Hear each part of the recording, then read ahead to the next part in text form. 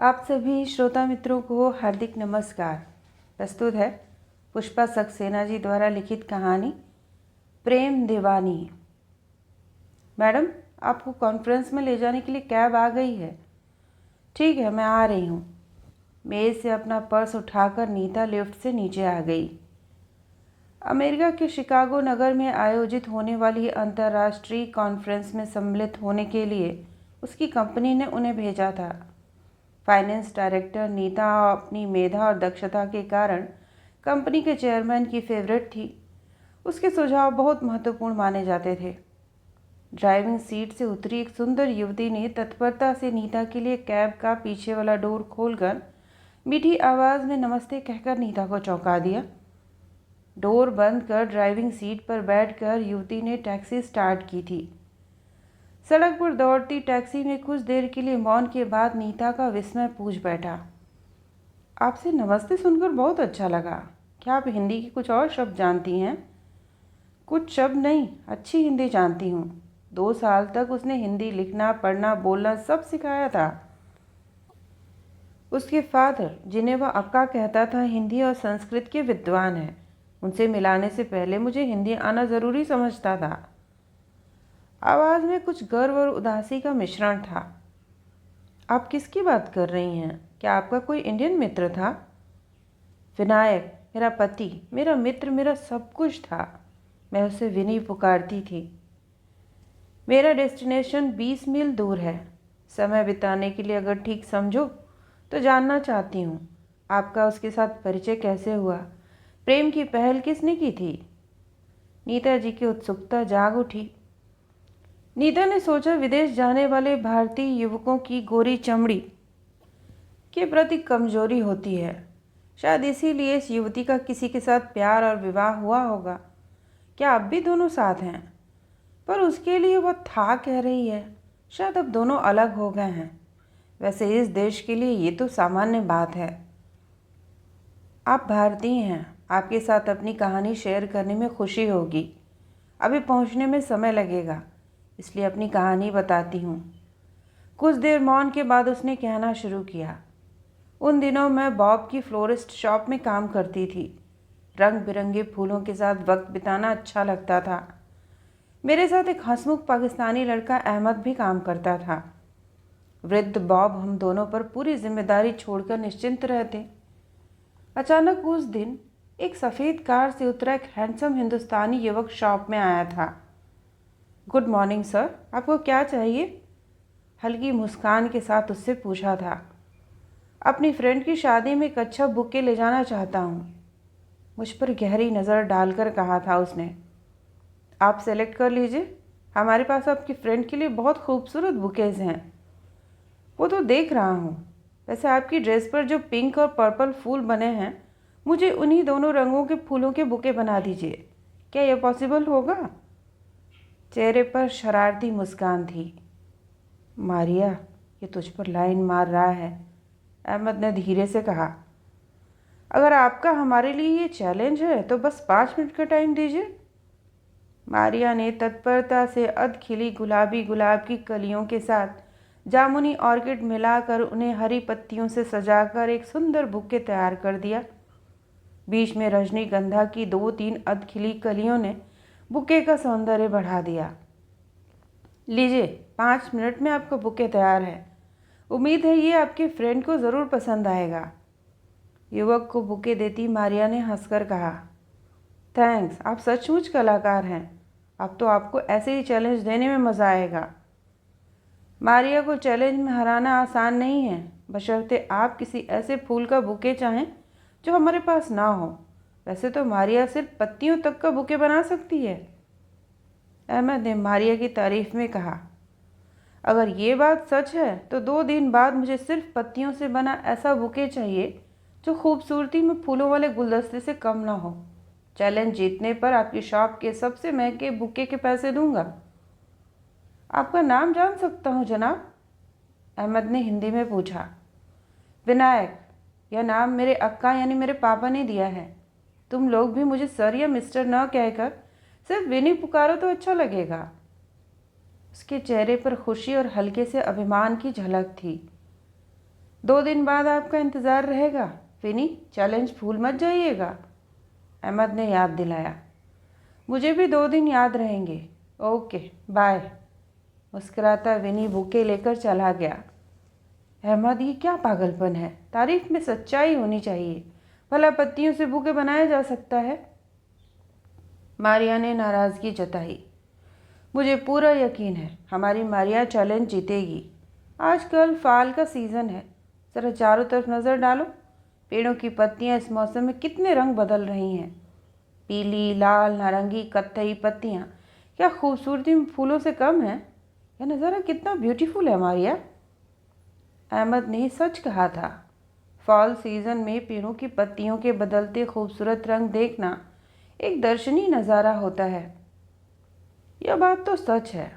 अब तुमने चैलेंज ले ही लिया है तो कोशिश ज़रूर करूँगी। सवेरे जल्दी उठकर रंग बिरंगी पत्तियाँ इकट्ठी करनी होंगी। तुम्हें भी हेल्प करनी होगी अहमद। श्योर मारिया, आखिर पत्तियों के बुके का आइडिया मेरा ही था। जीतने पर आधे पैसे मैं लूँगा, अहमद ने मजाक किया। 2 दिन बाद एक टोकरी में ढेर सारी रंग बिरंगी पत्तियों के साथ आई मारिया को देखकर अहमद खुश हो गया। मारिया, आज कस्टमर्स को मैं देख लूँगा। तुम पीछे बैठकर यह अनोखा गुलदस्ता बनाओ। वैसे ब्यूटीफुल मारिया को शॉप में न देखकर काफ़ी लोग मायूस होंगे, अहमद ने हंसकर कहा। शट अप, ये फूलिश चैलेंज तुमने लिया है। मुझे हार एक्सेप्ट करने को तैयार रहना चाहिए। शॉप के पीछे फूल रखने के लिए खाली जगह में मारिया पत्तियां बिछाकर बैठ गई। मारिया ने एक से एक रंगों वाली और एक साइज वाली पत्तियां अलग कर लीं। कुछ देर सोचने के बाद उसके दिमाग में जैसे तस्वीर बन गई। कैंची से पत्तियों को अलग अलग शेप में काट कर मारिया ने जैसे फूलों से गुलदस्ते बनाती थी वैसे ही पत्तियों के रंगों, आकार और शेप से एक नायाब गुलदस्ता बना डाला। लाल, पीली, नारंगी, सुनहरी और बीच बीच में हरी पत्तियों से सज्जित बुके दर्शनीय बन पड़ा था। इस नायाब गुलदस्ते को देखकर अहमद चहक उठा। विनी ने ठीक कहा था, तुम सचमुच एक कलाकार हो। अब हमारी जीत पक्की है। काफ़ी देर इंतज़ार के बाद भी विनी को ना आते देख वे निराश हो गए। लगता है विनी ने सिर्फ मजाक किया था, तुमने बेकार इतनी मेहनत की। अहमद कंसर्न था। अचानक विनी को शॉप में आता देख दोनों के चेहरों पर खुशी आ गई। गुड मॉर्निंग विनी, आज आपको आने में देर हो गई। अहमद ने खुशी से स्वागत किया। सॉरी, कुछ काम आ गया था। मेरा चैलेंज तो रेडी है, मारिया पर नज़र डालते विनी ने कहा। ये रहा मारिया का कमाल। एक कस्टमर इसे लेना चाहता था, मुश्किल से मना किया। अहमद, क्यों बेकार की बातें बना रहे हो? इसे तो किसी ने देखा ही नहीं, मारिया ने सच बताया। वाह मारिया, यकीन नहीं होता तुमने यह बुके फूलों से नहीं पत्तियों से बनाया है। इतने सुंदर गुलदस्ते को मैं अपने सब फ्रेंड्स को दिखाऊंगा। ये तो प्राइज़ विनिंग आइटम है। मैं अपनी हार मानता हूँ। अहमद, बताओ तुम्हारा सबसे महंगा बुके कौन सा है? मुझे उसकी कीमत देनी है। थैंक्स विनी, पर मुझे इसकी कीमत नहीं चाहिए। जिन पत्तियों को उनके जीवन साथी पेड़ों ने अपने से अलग कर दिया, जो ज़मीन पर उपेक्षित पड़ी थीं, आपकी वजह से मैंने उन्हें एक नया रूप दिया है। मेरा तो सबसे बड़ा यही पुरस्कार है, गंभीरता से मारिया ने कहा। तुम सिर्फ कलाकार ही नहीं, एक दार्शनिक और कवित्री भी हो मारिया। तुमने तो मेरी सोच ही बदल दी। ज़मीन पर पड़ी पैरों से कुचली जाने वाली पत्तियों के दर्द को बस तुम ही सोच सकती हो।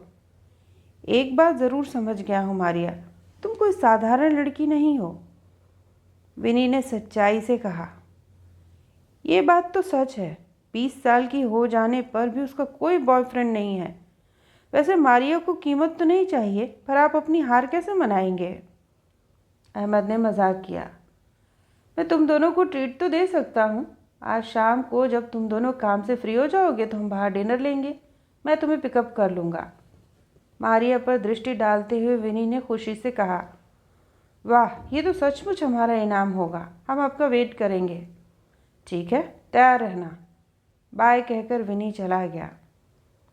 अहमद, क्या विनी के साथ जाना ठीक होगा? तुम ऐसे ही बोल देते हो, मारिया परेशान दिखी। अब तो बोल चुका, वैसे भी कीमत न लेकर तुमने मेरा नुकसान ही किया है। अहमद हंस रहा था। शाम को विनी के आने पर अचानक अहमद के घर से फ़ोन आ गया। उसे फ़ौरन घर पहुंचना था। विनी परेशान था। उसने रेस्टोरेंट में 3 जगह रिजर्व करा रखी थी। विनी के साथ अकेले रेस्टोरेंट जाने में मारिया संकुचित थी, पर अहमद ने समझाया, विनी के साथ जाने में कैसा डर? यह तो मेरी बदकिस्मती है कि अपना चांस खो रहा हूँ विनी। उसके आपसे मैं बाद में डिनर ज़रूर लूँगा, अहमद ने मायूसी से कहा। ओ श्योर, हम तुम्हें मिस करेंगे। चले मारिया।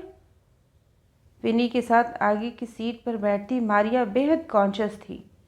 शायद घबराहट या संकोच से उसका सुंदर चेहरा लाल हो रहा था। सामने लगे मिरर में मारिया के गुलाबी चेहरे को देख विनी मुस्कुरा उठा। निश्चय ही मारिया सुंदर और टैलेंटेड युवती थी। खाने में मारिया की पसंद की डिशेस पूछने पर मारिया मौन रह गई।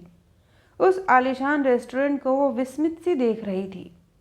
उसके मौन ने विनी को उसकी मनोदिशा स्पष्ट कर दी। चाइनीज़ पसंद है या इंडियन फूड पसंद करोगी? आपको जो पसंद हो मंगा लीजिए, धीरे स्वर में मारिया बोली। खाने का ऑर्डर देकर विनी ने पूछा, तुम कहाँ रहती हो? तुम्हारी फैमिली में कौन कौन है? चर्च के एक छोटे से कमरे में अकेली रहती हूँ। अब वही मेरा घर है। पापा की डेथ के बाद मम्मी ने दूसरी शादी कर ली और अपने हस्बैंड के साथ लंदन चली गई। मारिया के सुंदर मुख पर अवसाद की घनी छाया थी। तुम्हारी मम्मी तुम्हें अपने साथ क्यों नहीं ले गई? विनी ने पूछा। तब मेरी उम्र बस 9 साल की थी, पर मम्मी ने अपने नए पति की आंखों में न जाने क्या देखा। बस मुझसे कहा, तुझे ले जाने में ख़तरा है। मेरा नया पति तेरा पापा नहीं बन सकता। मम्मी के साथ जाने के लिए बहुत रोई और वह मुझे चर्च के फादर के पास छोड़कर चली गई। कितनी रातें मम्मी की याद में रो रो कर काटी। फादर ने मुझे सहारा ज़रूर दिया, पर आज भी मम्मी की जगह खाली ही रही। मारिया की पलकें भीग गई थीं। मुझे तुम्हारे लिए दुख है, पर तुम एक ब्रेव लड़की हो। देखो, अब तुम अपने पैरों पर खड़ी हो। इसके लिए चर्च के फादर की शुक्रगुजार हूँ। चर्च के काम करते हुए पढ़ाई भी करती रही। हाई स्कूल के बाद मुझे महसूस हुआ कि अब मुझे फुल टाइम काम करना चाहिए। तुम इस फ्लोरिस्ट शॉप में कैसे आई? विनी की उत्सुकता बढ़ रही थी। चर्च में प्रेयर और दूसरे फंक्शंस में सजाने के लिए मैं फूलों के तरह तरह के गुलदस्ते बनाया करती थी। बचपन से फूलों से मुझे बहुत प्यार था। हमारी फ्लोरिस्ट शॉप का वृद्ध मालिक बॉब मेरे बनाए बुके बहुत पसंद करता था। उसने जब मुझे अपनी शॉप में जॉब का ऑफ़र दिया तो स्वीकार करने में मैंने देर नहीं की। अब तो बॉब ने मेरी जिम्मेदारी पर शॉप का काम देखना छोड़ ही दिया है। मुझे अपनी बेटी की तरह प्यार करता है। मारिया का चेहरा गर्व मिश्रित खुशी से जगमगा रहा था। अगर तुम्हें मारिया ना कहकर मीरा कहूँ तो? वैसे तुम भी मुझे विनायक की जगह सिर्फ विनी कहती हो। अचानक विनी बोल बैठा।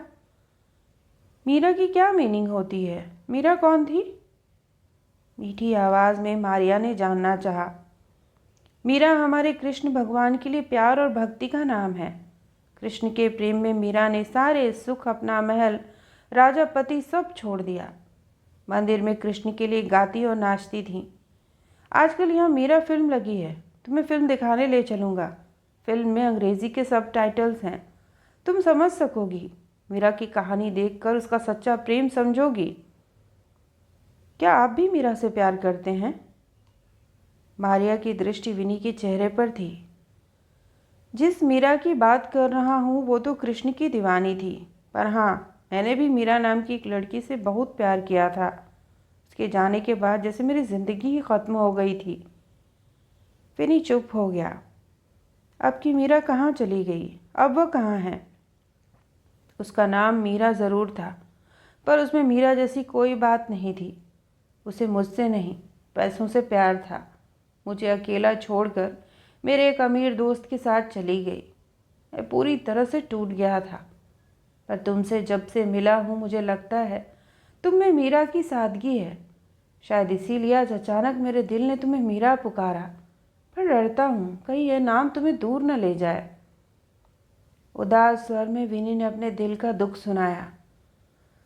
मारिया को उसके छोटे से कमरे में छोड़कर जाने के बाद मारिया विनी के बारे में सोचती रही। विनी ने किसी को प्यार किया, पर उस प्यार के बदले में धोखा मिला। कैसे उसने अपने को संभाला होगा? कौन थी वो लड़की जिसने विनी जैसे अच्छे इंसान को धोखा दिया? विनी के मन में मुझ में मीरा दिखाई दी। क्या मैं मीरा बन सकती हूँ? मेरे लिए वह कितना सोचता है। काश उसकी मदद कर पाती। अपनी सोच को झटक मारिया सोने की कोशिश करती रही, पर विनी का उदास चेहरा बार बार आंखों के सामने आ जाता। नहीं, वह विनी को कभी धोखा नहीं दे सकती।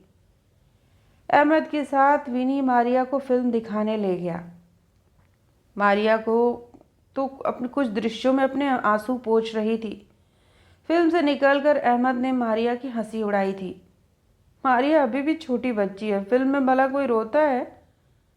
कृष्ण से मिले बिना भी मीरा कैसे उसे इतना प्यार कर सकी? मारिया ने विनी से पूछा था।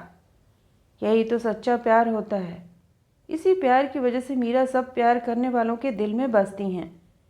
मेरे पास अंग्रेजी में मीरा की कहानी की पुस्तक है, तुम उसे पढ़ना, तब उसका प्रेम समझ सकोगी। उस दिन के बाद से मारिया के मन पर जैसे मीरा ने अधिकार कर लिया था। उसका प्यार त्याग ही नहीं, उसके भजन भी दोहराती।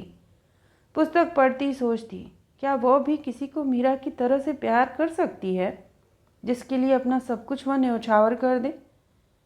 विनी के मुंह से अपने लिए मीरा पुकारना उसे बहुत अच्छा लगता। अब विनी अक्सर मारिया से गुलदस्ते लेने पहुंच जाता था। अहमद उसे छेड़ता। गुलदस्ते ले जाने के लिए बार बार आना तो मारिया से मिलने का बहाना है। अब विनी के दिल पर मारिया का राज्य है। वैसे शायद मारिया तुम्हें भी नहीं अच्छा लगता है। बेकार की बातें मत बना। जैसे तुम नूरी से मिलने जाने के बहाने खोजते हो। विनी ऐसा नहीं है। मारिया का मुख लाल हो जाता। एक दिन जब विनी बुके लेने आया तो अहमद पूछ बैठा, एक बात बताओ, तुम रोज़ बुके किसके लिए ले जाते हो विनी? हॉस्पिटल में मेरा एक फ्रेंड एडमिट है। उसके कमरे में रोज़ ताज़े फूल रखने से उसे अच्छा लगता है। मुरझाए फूल खुशी की जगह अवसाद दे सकते हैं। यही सोचकर उसके लिए बुके ले जाता हूँ। ये तो बहुत अच्छी बात है। अब आगे से तुमसे गुलदस्तों के पैसे नहीं लेंगे, मारिया ने कहा। मारिया भी विनी के साथ सहज हो गई थी। तभी एक दिन विनी ने मारिया को अपने घर और माँ बाप के विषय में भी बताया था। केरल में नारियल और केले की हरियाली से घिरा हुआ उसका घर है। विनी उनका इकलौता बेटा है। उसकी अम्मा सामान्य गृहिणी है, पर उसके पापा हिंदी और संस्कृत के ज्ञाता है। विनी ने भी हिंदी उन्हीं की प्रेरणा से सीखी है। तुम मुझे भी हिंदी सिखाओगे विनी? अचानक मारिया पूछ बैठी। अगर तुम्हें सचमुच हिंदी सीखनी है तो तुम्हारी मदद करके मुझे बहुत खुशी होगी मीरा। मैं चाहता हूँ जब तुम मेरे पेरेंट्स से मिलो तो तुम उनसे आसानी से बात कर सको। मेरी अम्मा अंग्रेज़ी नहीं समझती पर हिंदी समझती हैं।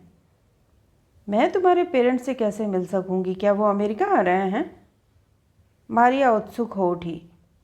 हो सकता है तुम उनसे मिलने मेरे साथ इंडिया चलो। विनी के चेहरे पर शरारत थी। कैसे? क्या तुम मुझे इंडिया ले चलोगे? मारिया विस्मित थी। इंतज़ार करो, धैर्य का फल मीठा होता है, विनी ने गंभीरता से कहा।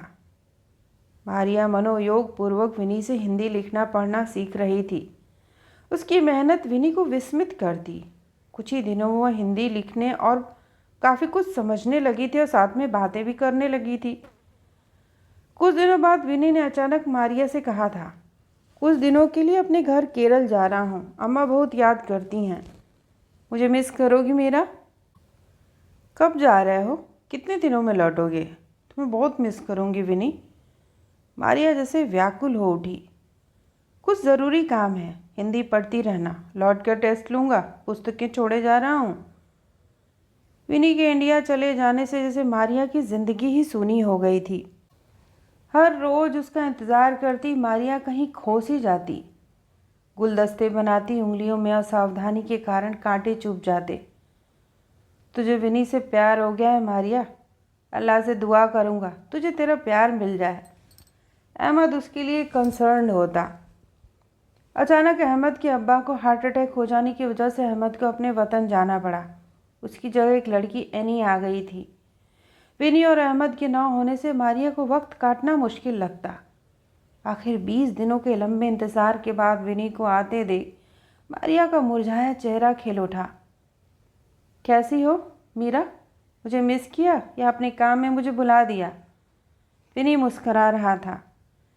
इतने दिन क्यों लगा दिए? बहुत याद करती थी।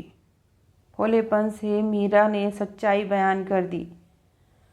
अम्मा अक्का को अपने साथ लाने की कोशिश कर रहा था, पर वो अपना घर छोड़कर आने को तैयार नहीं हुए। जानती हो, इंजीनियरिंग के बाद जब मैंने अपनी कंपनी की तरफ से अमेरिका में पोस्टिंग लेने की बात कही तो अम्मा मुझे आने ही नहीं देना चाहती थी, पर मेरी इच्छा और भविष्य के बारे में सोचकर अक्का ने किसी तरह से अम्मा को मनाया था। विनी के चेहरे पर यादों की छाया थी। तुम लकी हो विनी, तुम्हारी अम्मा तुम्हें बहुत प्यार करती हैं। आवाज़ में उदासी थी। आज शाम तुमसे मिलने तुम्हारे घर आऊँगा, इंतज़ार करना। एक भी बुके लिए बिना विनी लौट गया। मारिया को शाम का बेसब्री से इंतज़ार था। उसके कमरे में विनी आने वाला था। सोचकर मारिया समझ नहीं पा रही थी कि वो क्या करे, कैसे विनी का स्वागत करे। वो घर क्यों आ रहा था? वजह पूछने का उसने मौका लेकिन दिया नहीं था। दरवाजे की दस्तक सुनती मारिया के दिल की धड़कन तेज हो गई। आज पहली बार उसके छोटे से कमरे में कोई आ रहा था। दरवाजे पर मुस्कुराता विनी खड़ा था। मारिया को हाथ में पकड़ा सुर्ख लाल गुलाब देकर हैप्पी बर्थडे मीरा कहकर मारिया को चौंका दिया था। तुम्हें कैसे पता कि आज मेरा बर्थडे है? मारिया विस्मित थी।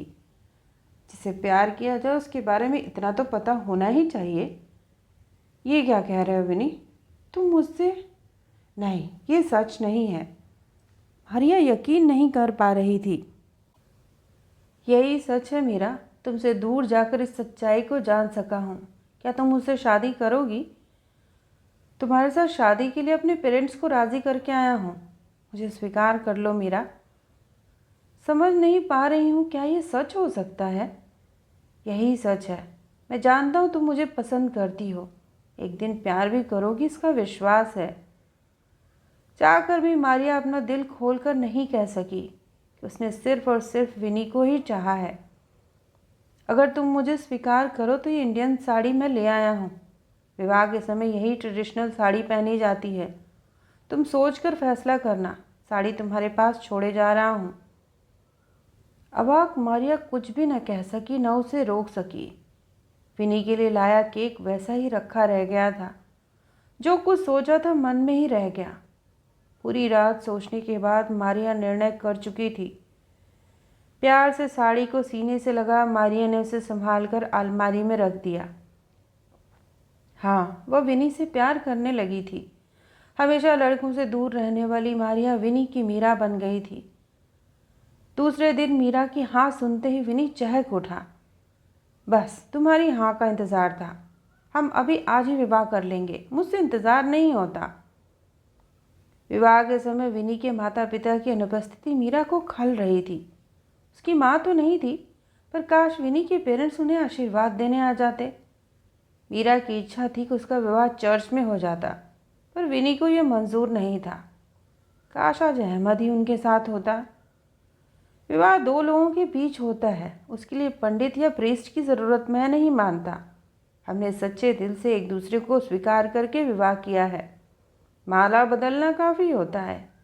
एक बात और याद रखना, अब तुम सिर्फ मेरी मीरा हो। मारिया नाम हमेशा के लिए बुलाना होगा, विनी ने कहा। विनी और मारिया एक दूसरे के गले में माला पहनाकर विवाह बंधन में बंध गए। मारिया को विनी की कही हर बात मान्य थी।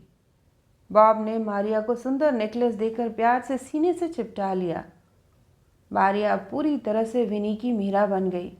उसे अब अपना पुराना नाम भी याद नहीं था। विवाह ने दोनों के जीवन में खुशियों के रंग भर दिए। एक दूसरे को पाकर दोनों संपूर्ण हो गए। विनी के प्यार में मीरा जैसे जागते हुए सपने जी रही थी। विनी उसके जीवन का केंद्र बिंदु था। हम तुम्हारे पेरेंट्स से मिलने इंडिया कब जाएंगे विनी? मीरा उसके पेरेंट्स से मिलने को उत्सुक थी। जब तुम्हें साड़ी पहनना आ जाएगा, वहाँ तुम्हारी अमेरिकी ड्रेस नहीं चलेगी, विनी ने मजाक किया। ठीक है, अब तो जल्दी ही अपनी इंडियन फ्रेंड के पास जाना होगा। मारिया गंभीर थी। समय पंख लगाकर उड़ रहा था। मीरा ने सिर्फ साड़ी पहनना ही नहीं सीखा, इंडियन डिशेस भी बनानी सीख ली थी। अपने विनी की खुशी के लिए वह हर संभव प्रयास करती। विनी के ऑफिस से आने से पहले वह सब काम समाप्त करते विनी की प्रतीक्षा करती। विनी आते उसे अपनी सबल बाहों में भर लेता।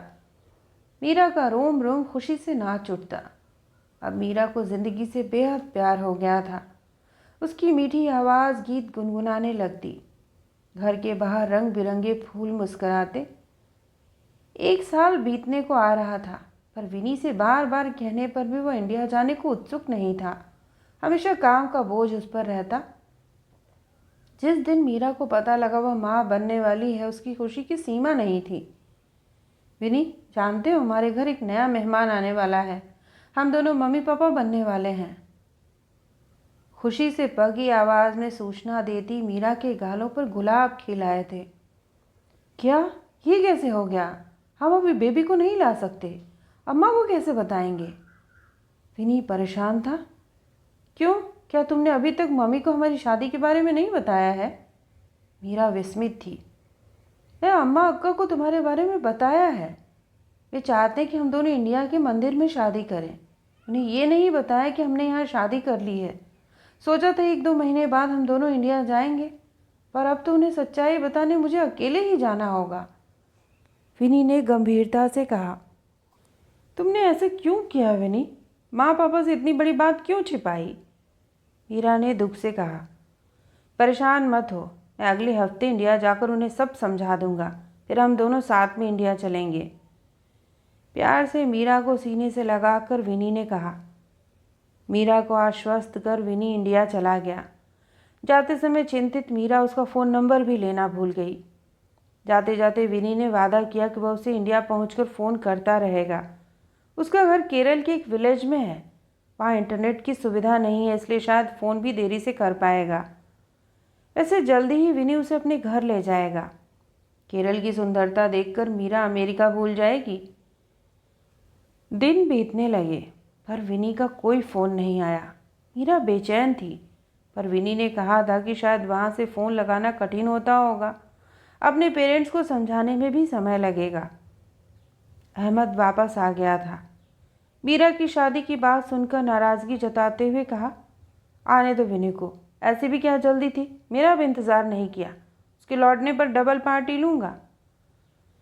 अहमद को ऐसी जल्दी में विवाह का औचित्य समझ में नहीं आया। सोचा शायद प्यार में ऐसी दीवानगी होती होगी।